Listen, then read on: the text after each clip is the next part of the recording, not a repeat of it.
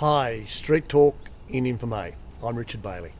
I'm standing on the corner of Herbert Street and Doyle Street.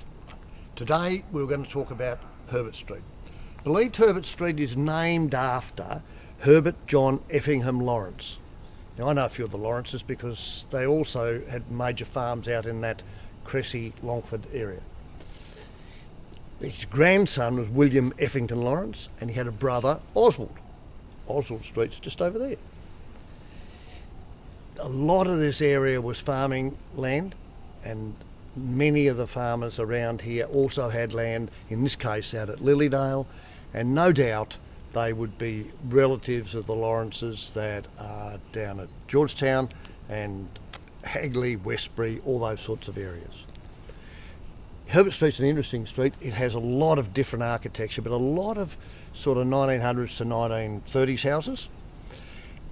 In the old days, well not too much the old days, but probably 25 years ago, there was a shop like this on every corner.